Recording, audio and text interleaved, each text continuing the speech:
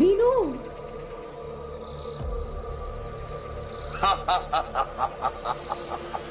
কোনো লাভ নেই, তোর মেয়ে এখন আমার বশে।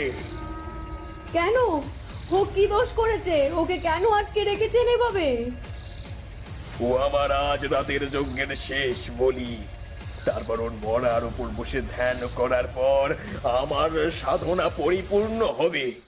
রাত ঠিক 3 প্রহরের শেষ ঘটিকায় ওর বলি সম্পূর্ণ হবে। না বাবা, ওকে ছেড়ে দিন বাবা।